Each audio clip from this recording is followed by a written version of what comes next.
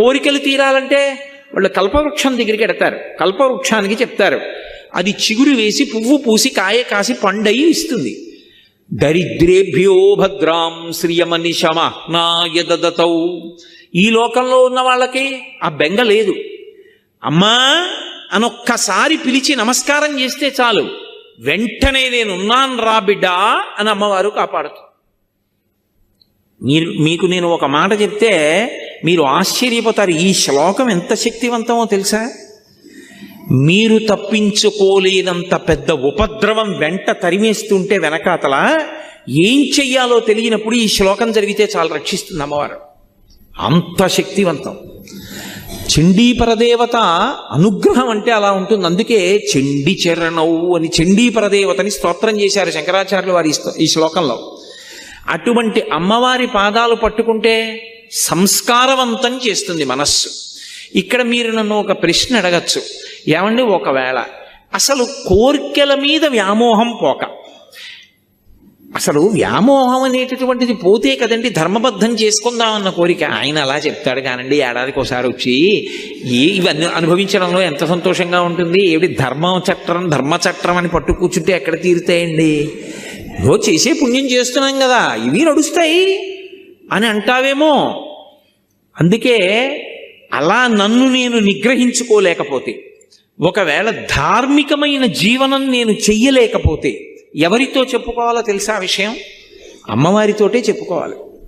అమ్మవారితో నేను అన్నప్పుడు దాని అర్థం ఏమిటంటే అమ్మవారు అయ్యవారు అని కాదు, పరమేశ్వరుడితో చెప్పుకోవాలి అని. దానికి శరణాగతి అని పేరు. శరణాగతి అన్న మాటకు అర్థం ఏమిటో తెలుసా? మీ బలహీనతని భగవంతుడి దగ్గర చెప్పడం. అందుకే మీరు ఎప్పుడైనా శరణాగతి చదవండి. రుక్మిణీదేవి శరణాగతి తన బలహీనత చెప్తుంది. గజేంద్ర మోక్షణం శరణాగతి తన బలహీనత చెప్తాడు.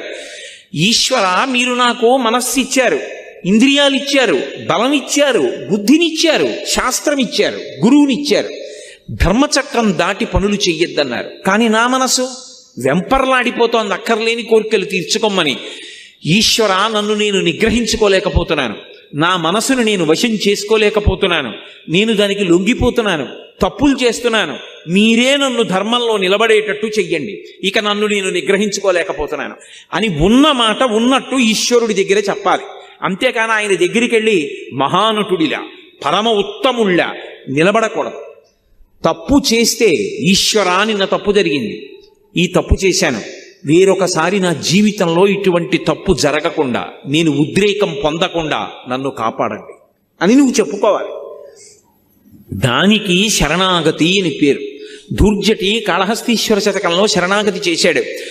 రోషీరోయదు కామినీ జనుల తారుణ్యోరు సౌఖ్యంబులన్ బాసీబాయద పుత్రమిత్రధన సంపద్భ్రాంతి వంచాలతల్ కోశీకోయదు నామనంబకట నీకున్ ప్రీతిగా సత్క్రియల్ చేసీ చేయదు దీని తుళ్ళన చవే శ్రీకాళహస్తీశ్వర అని అడిగాడు. ఏమి సుఖం లేదు అనిపిస్తుంది, మళ్ళీ అదే సుఖం అడుగుతుంది. ఏం పిల్లలు లేదు అనిపిస్తుంది, మళ్ళీ పిల్లల వెంటబడుతుంది. ఏం డబ్బు లేదు అంటుంది, మళ్ళీ డబ్బు కోసం వెంపర్లాడుతుంది.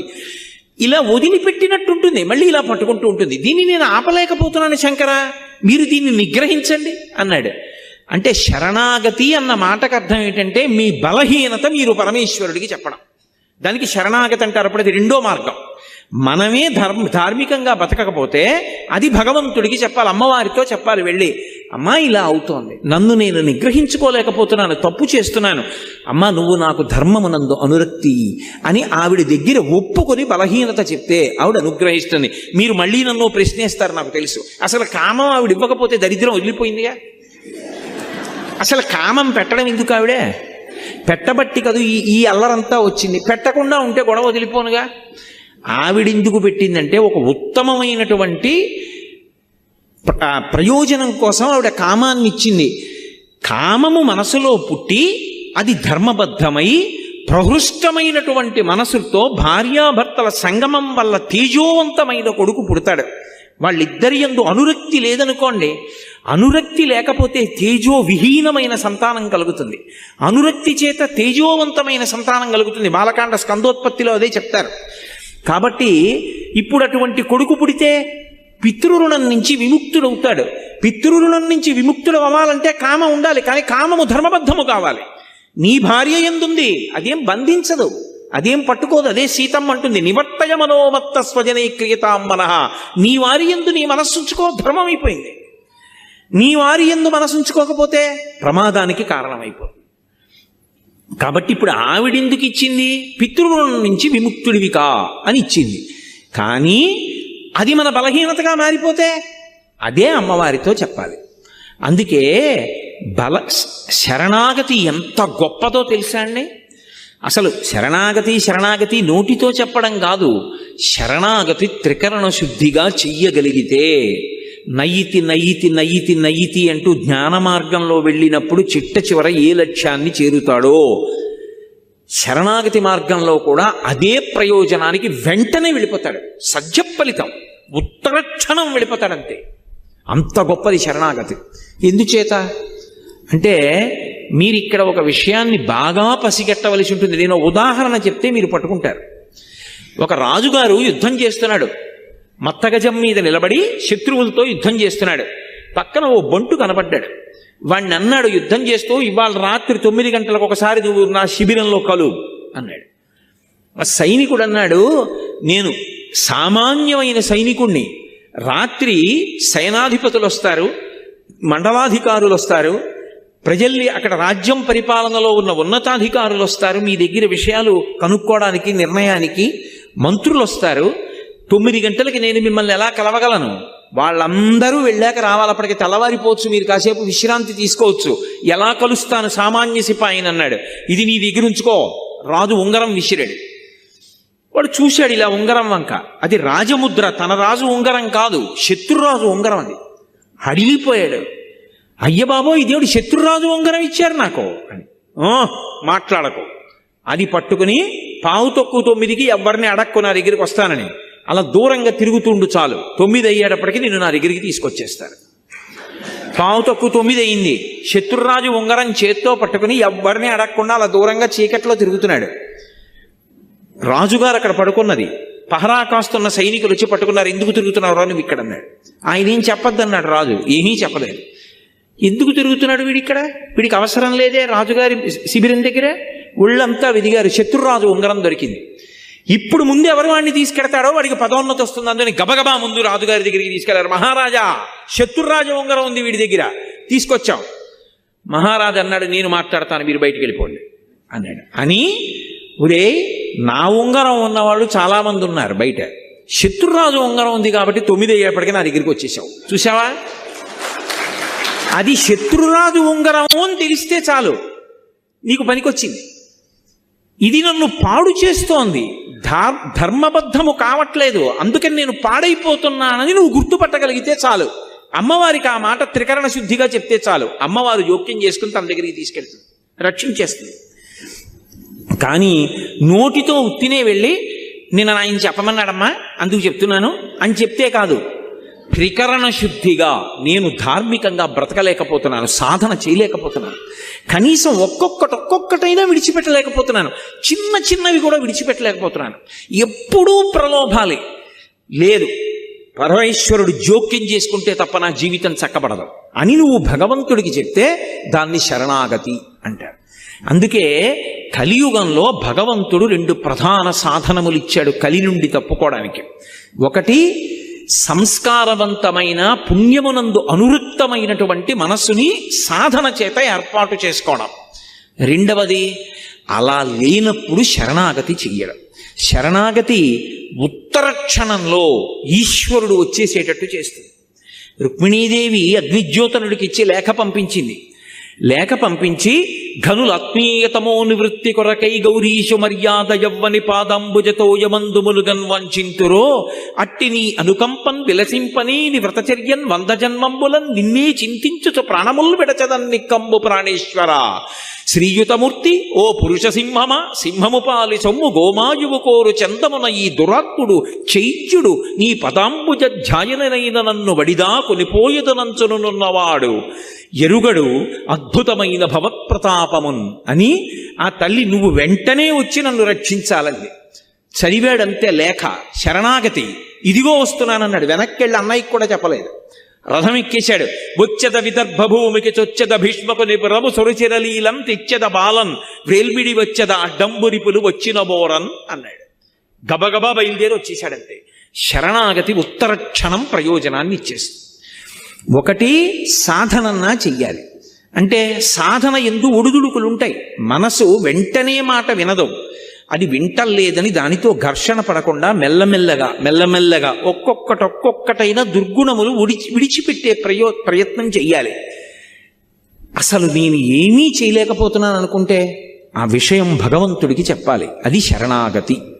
ఇప్పుడు సంసాధన అన్న మాటకు అర్థం ఏమిటంటే మనసుని సంస్కారవంతం చేసుకోవడం. మీకు నేను ఇందాక చెప్పా పునర్జన్మ దాని మీదే ఆధారపడుతుంది అని. అదే ఓ రామాయణం గురించో భాగవతం గురించో భారతం గురించో మహాత్ములైనటువంటి గురువుల గురించో ఆలోచిస్తూ వెళ్ళిపోయాడు అనుకోండి, ఉత్తర జన్మలో మళ్ళీ గొప్ప విద్వాంసుడై పుడతాడు. తండ్రి దగ్గర చక్కగా అభ్యాసం చేసి అనుష్ఠానం చేసి పరమేశ్వరుడు యందు చేరుతాడు. మంచి జన్మ రావాలంటే మనసు సంస్కారవంతము కావాలి. సంస్కారము మనసుకి కలగాలంటే 5 ఇంద్రియముల గుండా లోపలికి మీరేం తీసుకుంటున్నారన్న దాన్ని బట్టి మనసు సంస్కారం పొందుతుంది. నేను చాలా గంభీరమైన విషయాన్ని ప్రస్తావిస్తున్నాను, మీరు చాలా జాగ్రత్తగా పట్టుకోవాల్సి ఉంటుంది దీన్ని.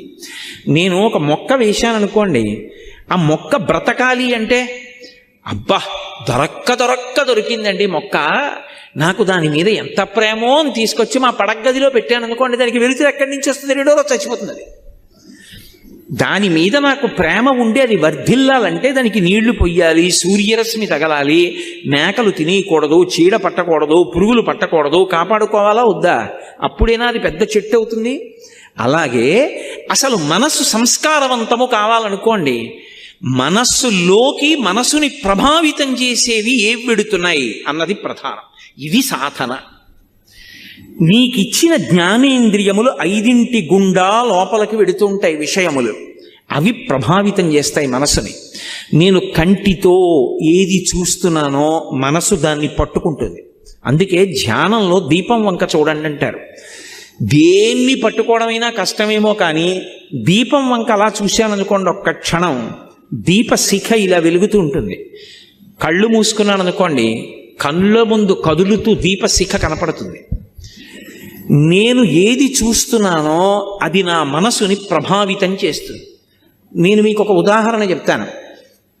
నేను అలా నడిచి వెళ్ళిపోతున్నాను, ఒక వ్యక్తి తీవ్రమైన వేగంతో కారులో వెళ్ళిపోతున్నాడు. ఓ కుక్క పిల్ల పరిగెట్టింది. ఆ కుక్క పిల్ల అలా పరిగెత్తింది, నేను వెనక్కున్నాను.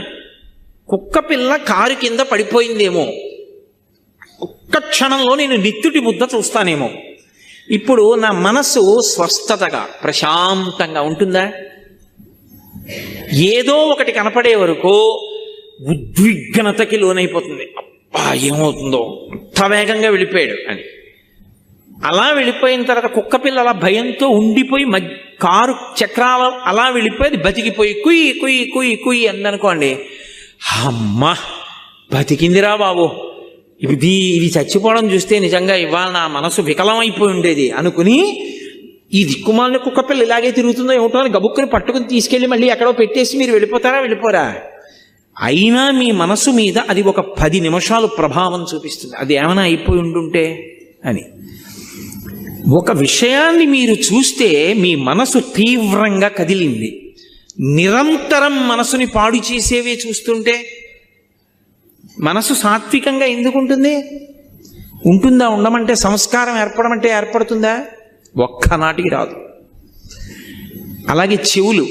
అందుకే వేదం ఇప్పుడు ఏం చెప్తుండంటే ఈ 5 జ్ఞానేంద్రియములు భగవత్పరములగుగాక అని అడుగుతుంది. చెవి వెంట అస్తమానం వినకూడనివే. అన్ని విన్న తర్వాత మనసు దేని గురించి ఆలోచిస్తుంది? అవే ఆలోచిస్తుంది. వాసన ఏది రెచ్చగొడుతుందో, ఏది రజోగుణాన్ని కల్పిస్తుందో అవే వాసన చూస్తున్నాడు.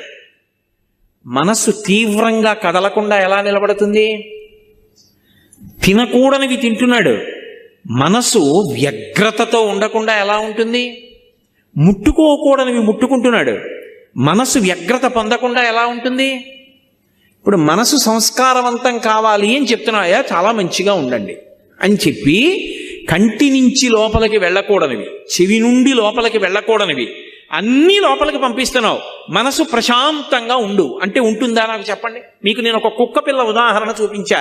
కుక్క పిల్లకే అంత కదిలిపోతే ఎంత తీవ్రమైన ప్రభావం ఉంటుంది మనిషి మనసు మీద. సంస్కారవంతము కానటువంటి మనసు నుండి పుణ్యకర్మ రాదు. అసలు పుణ్యకర్మ చేశాడు అంటే దానికి వెనక ఒక అంకురం ఉంది. అంకురానికి ముందు విత్తనం ఉంది. బీజస్యాం తరివంకురో జగదిదం ప్రాంగ్ నిర్వికల్పం పునః మాయా కల్పిత దేశ కాల కలన వైచిత్ర చిత్రీకృతం అంటారు శంకరాచార్యులు వారు దక్షిణామూర్తి స్తోత్రంలో. అసలు విత్తనం ఉంటే కదా అంకురం రావడం, అంకురం వస్తే కదా చెట్టు అవ్వడం, అసలు సంస్కారం ఉంటే కదా మంచి ఆలోచన రావడం. సంస్కారం మనసులో లేదనుకోండి, అది పైశాచికానందాన్ని పొందడం మొదలు పెడుతుంది. ఎవడో బాధపడుతుంటే వీడు సంతోషిస్తూ ఉంటాడు. మంచి పని చేద్దాం, మంచి పని చేద్దాం, ఎవరికన్నా ఉపయోగపడదాం, ఎవరైనా సంతోషపడితే మనం చూద్దాం అన్న ఆనందం ఒకటి మనసులోంచి ఉద్భుతము కావాలి అంటే ఏది ముందు లోపలికి వెళ్ళాలి? మంచి విషయాలు లోపలికి వెళ్ళాలి. మంచి విషయాలు లోపలికి వెళ్ళాయి అనుకోండి, మంచి సంస్కారం ఏర్పడుతుంది.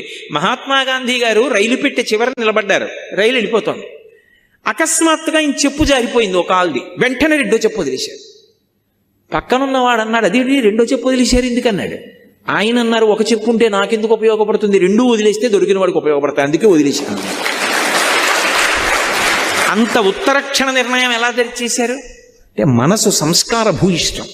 అందుకే చిట్ట చివర తుపాకీ పెట్టి గుండు కాలిస్తే హే రామ్ హే రామ్ హే రామ్ అన్నారంటే ఎలా వస్తుందా ఆ మాట? ఇన్ని కోట్ల మంది వెళ్ళిపోతున్నారు.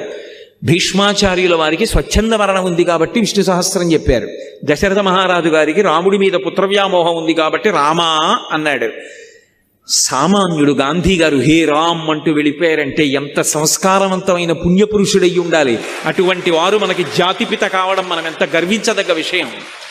కాబట్టి సంస్కారం అన్నది మనసుని పట్టుకోవాలి అంటే నువ్వు ఏమిచ్చి పెంచుతున్నావు, దీన్ని ఎలా పెంచుతున్నావో మనసుని కూడా లోపల ఏమిచ్చి సంస్కారవంతం చేస్తున్నావు. మీ ఇంటికి వస్తే రామాయణం 6 కాండలు కనపడతాయా? భాగవతం 12 స్కంధాలు ఉంటాయా? భారతం 18 పర్వాలు ఉంటాయా? నువ్వు చదవకపోతే పువ్వు వేసి నమస్కారం పెడతావా? ఇలా చుట్టూ కళ్ళు తిప్పితే భగవన్మూర్తులు కనపడతాయా? మీ ఇంట్లో మాట్లాడుకునే మాటలు భగవత్ సంబంధమైనవి పెద్దవాళ్ల గురించి ఉంటాయా? నువ్వు ఎప్పుడైనా మంచి విషయాలు చదువుతూ ఉంటావా? అవి చదువుతుంటే సంస్కారవంతమైన మనసు ఏర్పడుతుంది. నేను కూడా పుణ్యకర్మ చెయ్యాలి. పుణ్యకర్మ అంటే ఒకరికి సేవ చెయ్యాలన్న సంతోషం. నిన్ననే చాతుర్మాస్యం పూర్తి చేసి చెన్నై వచ్చినటువంటి కామకోటి పీఠాధిపతులు శంకర విజయేంద్ర సరస్వతి స్వామి వారు సేవ 2 అక్షరాలు చిన్నది కావచ్చు, చేయడానికి పెద్ద మనస్సు ఉండాలన్నారు. ఎందుకని? మీరు చూడండి, లోకంలో నేను వీరికి సేవ చేశానంటాడు. నిజంగా చెయ్యాలని కాదు. ఎందుకో తెలుసా? లోపల ఒక అహంకారం ఒకటి తృప్తి పొందుతూ ఉంటుంది. అది ఉండకూడదు, అది దాటగలగాలి. ఎందుకని? ఆయనకి లేదు, నాకుంది, నేను ఇస్తున్నాను ఆయనకి అన్నాను అనుకోండి, ఇప్పుడు అందులో ఒక చిన్న గర్వం ఒకటి ఉంటుంది. వాడికి లేదు, నాకుంది, నేను ఇస్తున్నాను. ఇవ్వడం వరకు మంచిదే, కానీ నిన్ను నువ్వు గెలుచుకోవడం చిన్న ప్రతిబంధకం వచ్చింది. కాదు, నాకిచ్చిన వాడు ఉన్నాడు, వాడు నాకు ఇచ్చాడు, ఓ లేనివాడిని చూపించాడు, నువ్వు తీసుకెళ్ళి అక్కడికి అని ఇప్పించాడు, నాకు పుణ్యం ఇచ్చాడు, నా జీవుణ్ణి కాపాడాడు, వాడికో నమస్కారం. ఇప్పుడు ఆ లేనివాడిగా వచ్చిన వాడు ఈశ్వరుడు, నిజంగా వాడు లేనివాడు కాడు. ఈశ్వరుడు అలా వచ్చి నా దగ్గర పుచ్చుకున్నాడు, పుచ్చుకోవడానికి నాకు ఇచ్చాడు. ఇప్పుడు నేను ఈశ్వరుడి చేతి ఉపకరణాన్ని. అందుకే ఈ దేశంలో దానం చేశారనుకోండి, దానం పుచ్చుకున్నవాడు నమస్కారం చేయడు. లోకంలో ఏంటి, ఒకడికి అవసరం ఉంది, ఒకడి దగ్గర అవసరం తీర్చగలిగిన శక్తి ఉంది, ఒకడికి బట్టలు లేవు, ఒకటి దగ్గర బోల్డన్ని పంచెల చాపలు ఉన్నాయి, ఓ పంచెల చాప పట్టుకెళ్ళి ఇచ్చాడు. ఇప్పుడు పుచ్చుకున్నవాడు ఇచ్చినవాడికి నమస్కారం చేయాలా, ఇచ్చినవాడు పుచ్చుకున్నవాడికి నమస్కారం చేయాలా? పుచ్చుకున్నవాడు ఇచ్చినవాడికి చేయడు, ఇచ్చినవాడు పుచ్చుకున్నవాడికి కాళ్ళకి దండం పెడతాడు. ఎందుకని? భాగవతంలో వామనమూర్తి ఘట్టంలో చెప్తారు, విప్రాయ ప్రకటిత వరాయ భవతే విష్ణుస్వరూపాయతే తత్ప్రామాణ్య విధే త్రిపాదస్య ధరణిం దాస్యామి యంచున్ క్రియాక్షిప్రుండై ధనుజేశ్వరుండు వడుగుం చేసాచి పూజించి బ్రహ్మప్రీతం అని ధారబోసే భువనం ఆశ్చర్యము పొందగా. బ్రహ్మప్రీతం అని పరమేశ్వరుడు సంతోషించుగాక.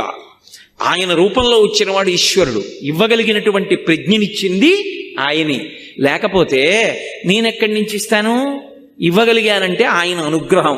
కోటేశ్వరరావు గారు ఉపన్యాసం చెప్పారని పైకి కనపడుతుంది. ఒక విషయం మీద మాట్లాడడానికి కావలసినటువంటి సమాచారం అంతా మెదడులో ఉన్నదాన్ని ఒక క్రమంలో బయటికి వచ్చేటట్టుగా చేసి, ఆ మాట్లాడేటప్పుడు తీసినటువంటి ఊపిరిని వాక్కుగా మారుస్తున్నప్పుడు డొక్క నిప్పెట్టి టక్కని పట్టుకుందనుకోండి, ఏం మాట్లాడతాను?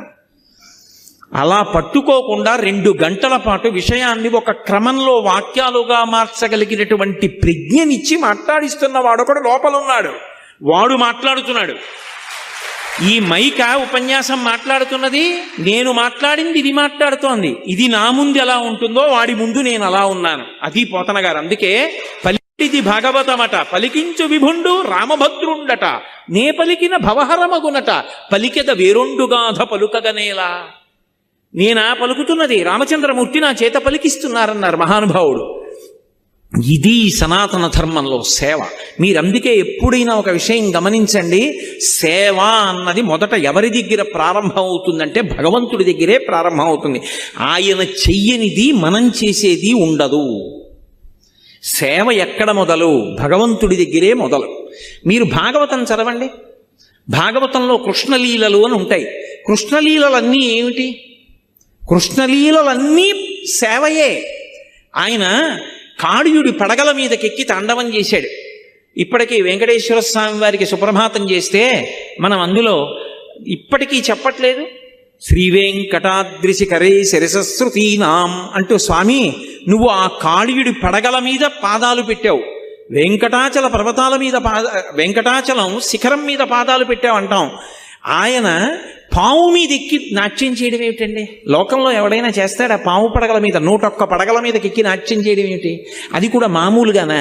ఏదో భయపడుతూ పడగల మీద కాళ్ళు పెట్టలేదు. వెస దామోదరు పాదఘాతనగతుల్ వేవేల చందంబులన్ ప్రసభాటోపముచూపబాపణ భృచ్చటామండలం వసహంబై పగిలెన్ మణుల్ చెదరగా నాస్యంబులన్ సోణితం బెసగన్ దంష్టలు నుగ్గుగాగ గరళ వహ్నిజ్వాలికల్ వెల్వడన్ యమునా వీచి మృదంగ వజ్జములు మ్రోయం తీర గోపౌఘర్ష మనోజ్ఞ ధనితంబు గేయముగ జంచత్కాళి తవ్యాళి రంగ తరంగ తలంబునన్ పటుగతిన్ కంజక్షు నిర్మర్దనక్షము హృద్యద్భుత భీమమై పరగ దివ్య శ్రేణి చూచన్ దివిన్ అన్నారు. 101 పడగలు ఎక్కి తొక్కుతూ దాని తోక పట్టుకుంటే ఒక పడగ కిందకెడితే ఇంకో పడగ మీదకి ఎక్కాడు. మణులు బయటికి వచ్చేసాయి, ముఖాలు బద్దలైపోయి నెత్తురు కారిపోయి. ఎట్టి తపంబు చేసెనుకో, ఎట్టి సుకర్మములు ఆచరించెనో ఈ యహి పూర్వభవంబునందు మున్నిట్టి మహాత్ములకునైన చూడకరాని ఈ మహనీయ పాదముల్. స్వామి మహాత్ములు చూడలేదు ఆ పాదాల్ని. శూరులు తొల్లియే విభుని శోభిత పాదనక ప్రభావళించేరి భవంధకారముల చిక్కక వందురు వట్టి దేవునిన్ వైరముతోడనైన గెలువన్ నను పంపి శుభంబు చేసి నిష్కారణమైన ప్రేమ ఇది కంసుని పోలు చకుండు కల్గునే అంటాడు అక్రూరుడు. కాలి గోటి కాంతి దొరకదొరాయింది. ఆయన్ని చూడగలిగావు. కాళీయుడా నువ్వు ఎంత అదృష్టవంతుడివి. 101 పడగల మీద నాట్యం చేశాడు. ఎవరి కోసం? ఆయనకి సరదా పుట్టి నాట్యం చేయలేదు. కాళీయుడు కాళింది మడుగులో ఉన్న కారణం చేత ఆ నీళ్లు తాగితే ఆవులు దూడలు చచ్చిపోతున్నాయి. తెలియక తాగిన గోపాలబాలురు మరణించారు. వాళ్ళని బ్రతికించాడు. కాళీయుడు అక్కడ ఉండకుండా వెళ్ళిపోవాలి అంటే పడగల మీద తాండవం చేశాడు. పరమ సంతోషంగా, పరమ ఆనందంగా నవ్వుతూ. ఎవరి కోసం అది? ఆయన కోసం కాదు, గోపాలబాలుర కోసం, నోరు లేని ఆవుల కోసం, నోరు లేని దూడల కోసం.